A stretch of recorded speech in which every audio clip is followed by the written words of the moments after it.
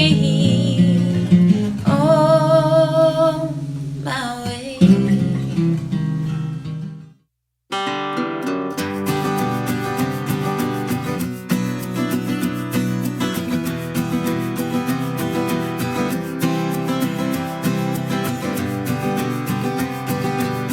Welcome to Nashville Meets World. I'm Camo, and our guest today is a guy who said he would never be country, and then he moved to Nashville, and he's country. Dakota J. How you doing, man? Good, how you doing? Good to have Thanks you for on the show. having me. Yeah, appreciate it. It's Brown Boot Day, so Yep. we're celebrating here on the show. So what's the deal? Where are you from originally? I'm from a little town in Pennsylvania, just north of Philly. And yeah, I guess I moved here about 10 years ago, and I took a plane down, and my parents said, whatever you do, don't go country when you get down there. I said, oh, I'll never do that. So I think about maybe a few months after I was here, and amidst all the country music and good songwriting, I called them up and I said, well, I have some bad news for you guys. I'm going country. I just love it. And I mean, it's not too far off from, the stuff that I loved growing up. What's that? What did you listen to? Nowadays it's not too far off Tom Petty Yeah. and Bob Dylan and, just the songwriting of it all. So it wasn't that big of a difference, from that, but, and now my parents love country music, and Yeah. they listen to like all kinds of stuff.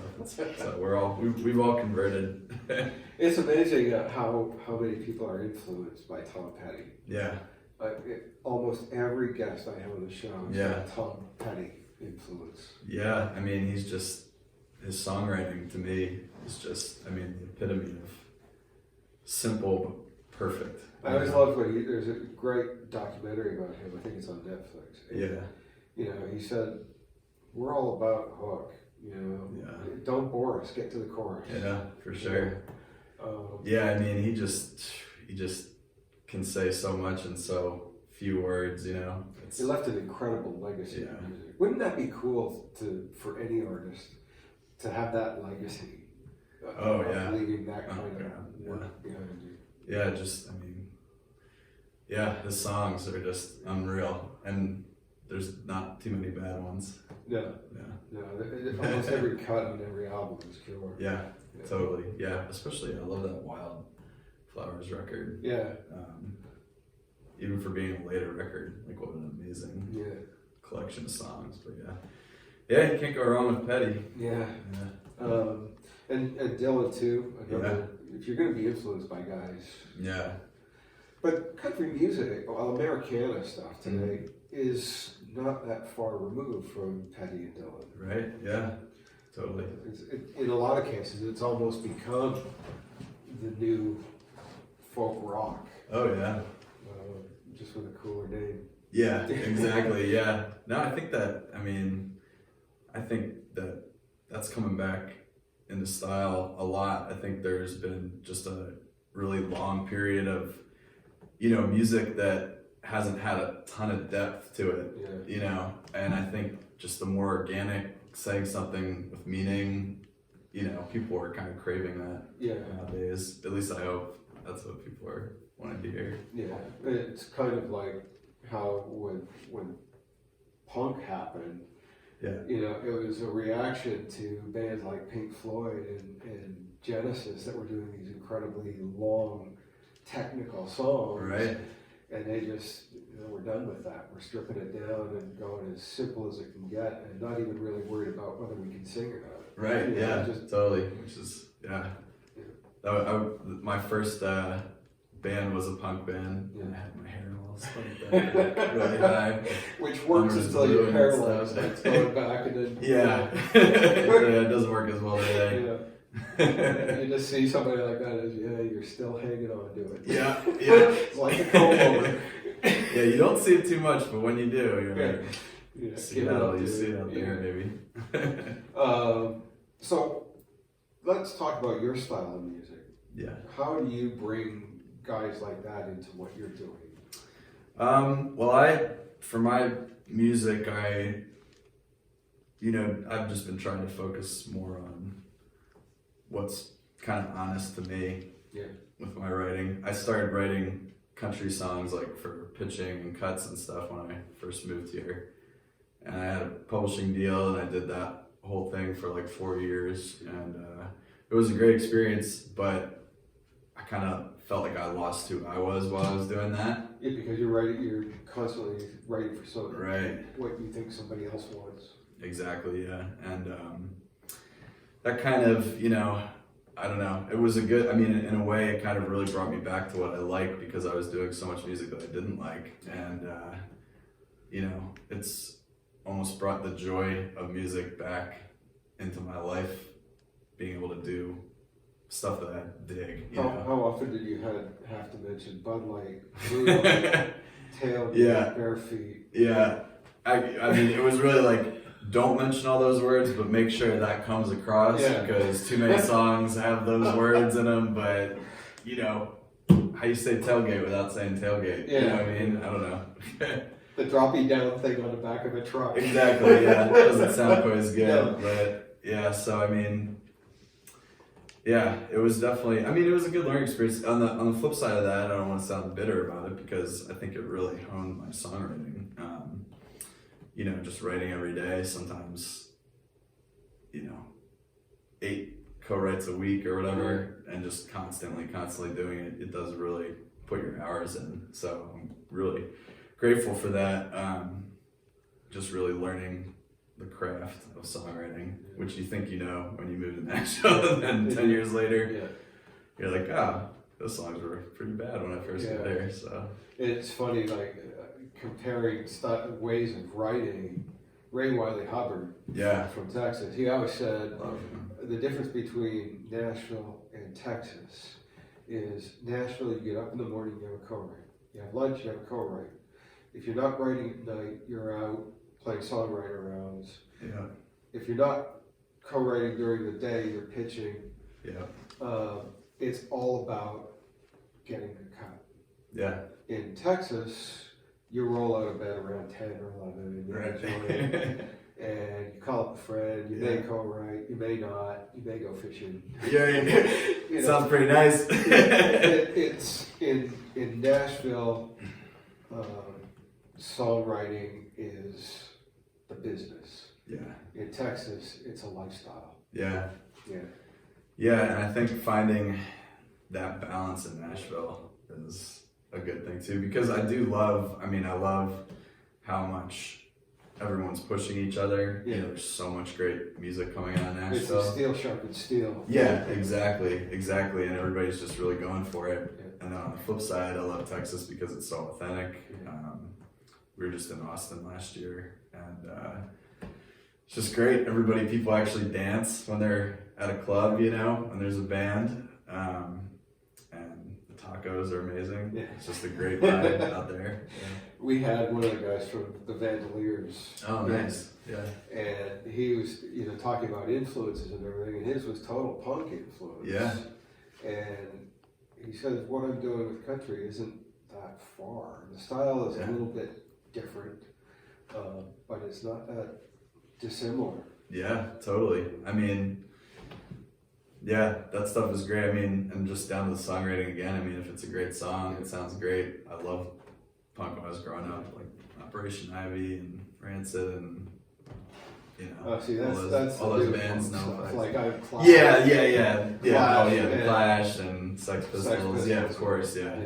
Yeah, totally. I mean, I think he was right big into, like, he's a total Joe Strummer fan. Oh yeah. So, Joe Strummer towards the end of his life was moving more in that kind of Americana style stuff with the punk sensibilities to it. Totally. So all this stuff just overlaps. Yeah, definitely. I know, and I just love any kind of music that pushes the lines. Yeah. Anything that's kind of doing something different or saying something that maybe people wouldn't, makes people a little uneasy or question. Well, I mean, it's everybody will question the purpose of art, and it's to provoke thought. That's what art is to do. Yeah, totally. Love it, hate it. It is to promote you thinking about it. Yeah. And just like a painting or a sculpture, music is the same way. it should be provoking thought. Not all the time. Sometimes you just want to bop along to a cool Right, song. yeah. But really good art makes you Yeah. question things, or should make you question things. Totally. Yeah, I totally agree. I mean, I think needs to be more of that for sure. And I think there is. I think there's a lot. You have to look harder for it. You have to look harder for it. You have to, kind of recognize it too when you hear it. And we're so conditioned, like, to just be this commercial consumerist society. And especially now too, if you express an opinion, so you're going to piss somebody off. For sure. And that's insane. Instead of saying, well, I'm not going to listen to that, and then talk to other people about it. Yeah. Have conversations. Yeah, definitely. And it's hard with music, and it's hard on comedians too. It's like, how do I do this without offending people? Right, yeah. Totally. Yeah. You want to do a song? Sure, yeah, love to. Excellent.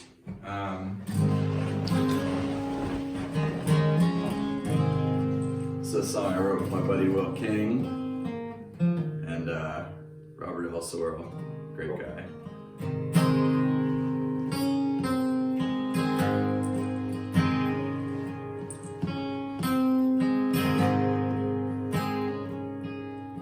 She tore me apart when she waltzed out the door. I know I'm gone as her, but poor me needs a pour. Yeah, it may sound weird, from way down here, but if I'm gonna forget her, I could sure use a beer. So would you lower the bar? 'Cause I can't reach it, this kind of drinking. You just can't teach it. I'm seeing stars from down here on the floor. Would you lower the bar? She broke my heart, and I need one more. Yeah, the cold hard truth, brother, I just can't face it. She said her time and me was always wasted. Yeah, and here I am, just proving her point. Guess I hit rock bottom on the floor of this joint. So would you lower the bar? 'Cause I can't reach it, this kind of drinking. Nah, you just can't teach it. I'm seeing stars from down here on the floor. Would you lower the bar? She broke my heart, and I need one more. Would you lower the bar for a poor old heart? 'Cause I need one more.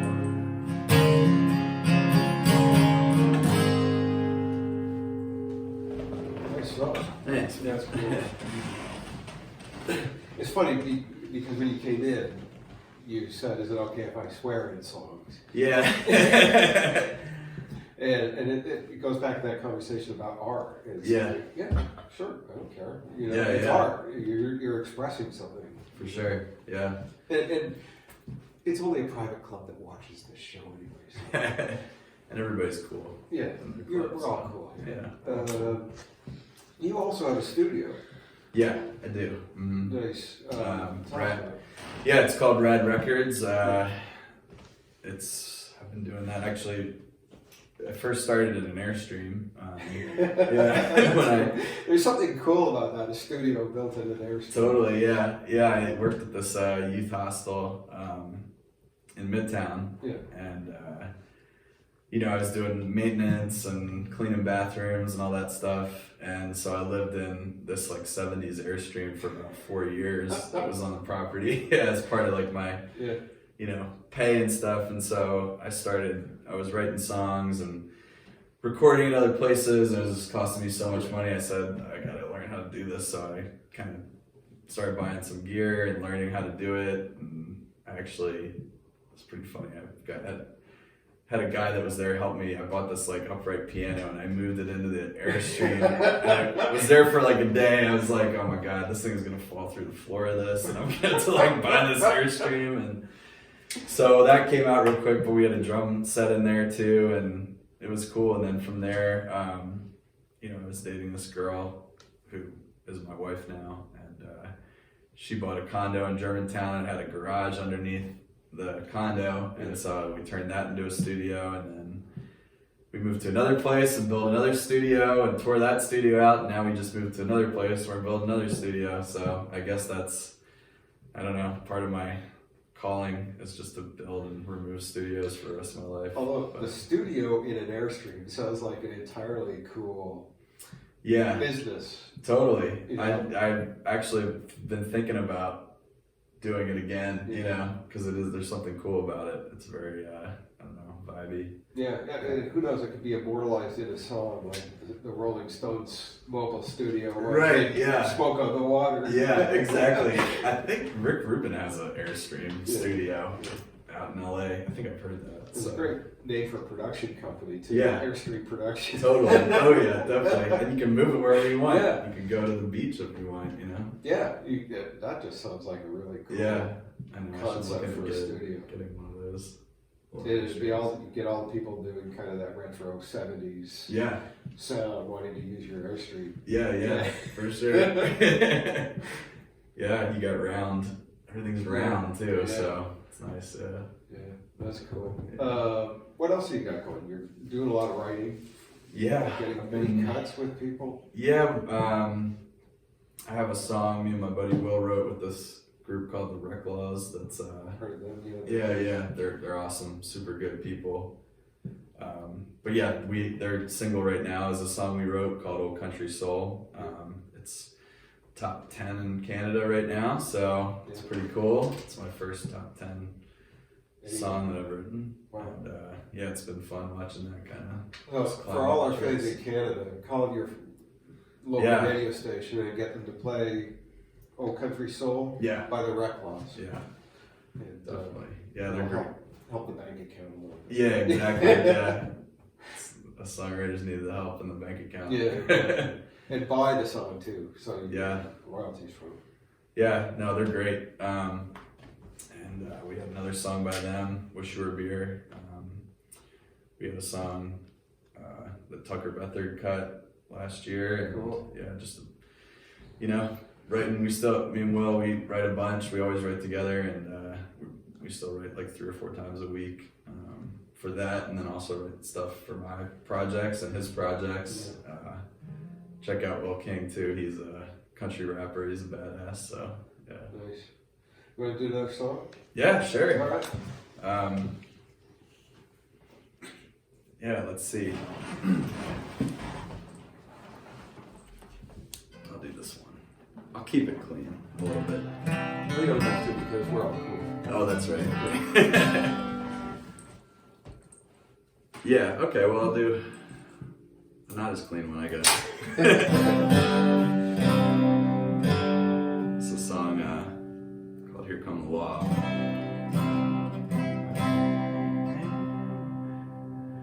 Well, I was hanging at a bar somewhere in LA. Fuck, that's the wrong tune. Forget that song.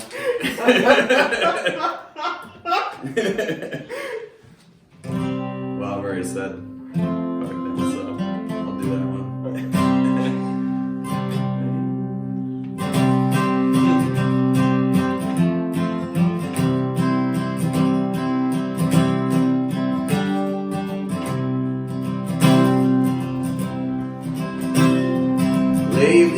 this stuffy ass high class falutin seems like the only damn thing I've been doing. These people are boring, they're bringing me down. Fuck being sober and pour me around. And I'm going back to my old ways again. This wagon's no fun. I feel like I'm dead. I need some loud guitars. I need a country bar. I miss the thrills of my Cuervo days, so I'm going back to my old ways again. Well, I tried to turn down my buzz for a while. Some people will judge you for getting too wild, but I never liked them too cool for school ties. So pass me a beer and a smoke and a light. Yeah, I'm going back to my old ways again. This wagon's no fun. I feel like I'm dead. I need some loud guitars. I need a country bar. I miss the thrills of my Cuervo days, so I'm going back to my old ways again.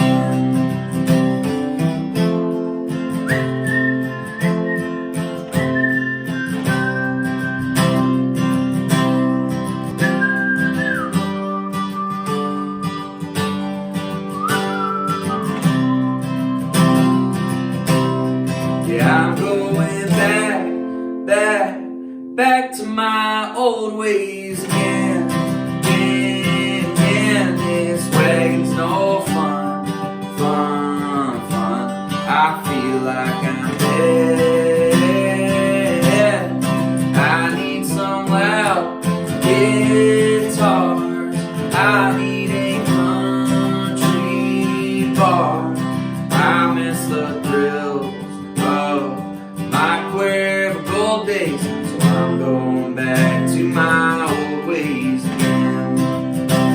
Yeah, I'm going back to my old ways again.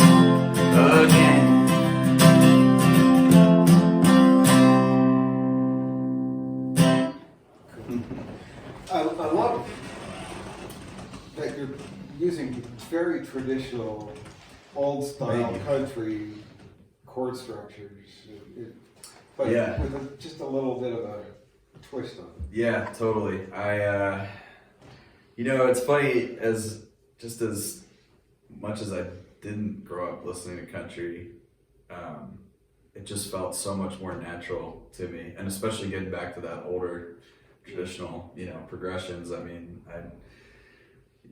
I love Dylan and Tom Petty, and I grew up listening to that, but I could not write a poetic Dylan-esque song. I've tried. It's awful. So just keeping it to that, It's so hard when those guys just wrote that stuff that makes you stop. And how did they come up with that? And when you're trying to do that, it just comes across sounding really pretentious and fake. Yeah. You got to do what's authentic. And, Totally. And it sounds like what you're doing is completely authentic to you. Yeah, it just, I don't know, that just down the middle lyric and just saying things how they are it's always worked for me. I don't know how Dylan did it and does it. I think there was some pharmaceutical involved. I think there were, yeah. Yeah, definitely. But, it's funny. I always talk about Dylan when you see so many artists today trying to be political. Yeah. And you look at somebody like Dylan, his songs could go either way. It was left completely open to the listener as to what the interpretation was. Totally, yeah. He knew what he was saying, mm-hmm. but the magic of Dylan was just because that's my vision doesn't mean it has to be your vision. Right. And, you know, everybody says, oh, Dylan was political. Well, yes and no. Right. He was inspired by political events of the day, but Totally, yeah. the songs you could interpret so many different ways. Yeah, I agree. And that's such a very, you know, hard thing to do, is be poetic and political, because, you know, every time I've tried to write a political song, it's really hard to not, you know, sound preachy. Yeah. And that's what people do today. It just comes across sounding really preachy, and Mm-hmm. it's like, look, I paid to come to your show to get a break from all that crap. Sure, yeah, for sure. And that's both sides are, Yeah. you know, doing that. Just give me a break. Yeah, I think a lot of people, you know, today we're just so bombarded by politics, you know, our phones, trying to appear cool on social media, bombarded by advertisements, by corporate America. Yeah. It's hard to get away from anything, and I think that's gonna come through in the music. I think it already is. Yeah, I think it is. It's already taking over the analog Definitely. way of and doing it's things. awesome. I mean, I think there's just some great stuff coming out, and everything's sounding so much more organic. I mean, it does sound today, you know, but It's not getting to country radio though. Still. yeah, it's not. There's a couple here and there that are kind of cool. Not the disc country radio, but there's a lot of pretty shitty stuff on there. Yeah. So whatever. Sorry. It's hard. No, it's hard because you can't begrudge the writers Yeah, for writing a song that's making them a ton of money. totally. You know, Yeah. you got to cash in. Well, it's like athletes. You've got a short window. You got to cash in Yeah. when you get it, and you can't begrudge the artist. No. You can't say, well, you know, they don't have a right to have success because for they're sure. crappy songs. Yeah. They're obviously selling, and Yeah. people are listening to them because they're on the radio. Yeah. You know. And I mean, whoever, you know, you are as an artist, if you're doing who you are, who is someone else Yeah. to tell you what to do. Yeah. I mean, there's a lot of stuff that's not my whole bag, but that's okay, you know. Yeah, Everybody's different. that's right. But I do think there is a whole lot of really cool stuff coming out. And I think getting back to that just analog, like you said, and, you know, just honest, real, saying something about something at least, or at least being honest with your music, you know. And going back to the whole thing about great art, if you don't agree with the song, talk to people about it. And have a discussion. Yeah, for sure. Yeah, we Let- don't have let to all the art- hate each other because we don't agree. Let the art provoke discussion. Yeah. Thought. Definitely. That sounds way too deep, so we're going to go really shallow. Let's do it. We're going to go shallow with our Asked and Answered. Again, our special viewers around the world have sent us questions. Awesome. So reach in there and pick one out. Oh, there's one. Cool. What's the most interesting thing that has ever? Okay, we'll get to another. We'll do another one. Okay, try it. What are the odds? Right. Do you have any pets? Janice, Manchester, England. I do. I have a dog named Kaya. She's amazing. She's a border collie lab. She doesn't bark. She's like the sweetest dog in the world. The only problem is she looks sad all the time. So it's like you're always like, I'm like, what can I do to make you happy? But she's a sweetheart, and I love her. I'm a huge border collie fan. Are you? Yeah, they're great. They're so smart. Yeah. Yeah. I have an Aussie right now. Oh, do you? Nice. That Nice. are much like border collies, Yeah. but I still love a border collie. Yeah. And when I lived in England, I got one from Wickaway's Border Collie Rescue. Oh, cool. And they're doing amazing things rescuing dogs. Yeah. And because in so many other places, border collies are just seen as farm tools. Yeah. And if they're not earning their keep, gone. Yeah. You know?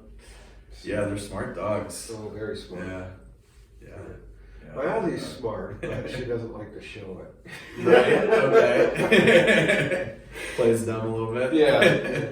awesome. Okay, so Dakota J is heading out on your first major international headlining tour. Yeah. Who's your support? You had time to think about this. I did, yeah.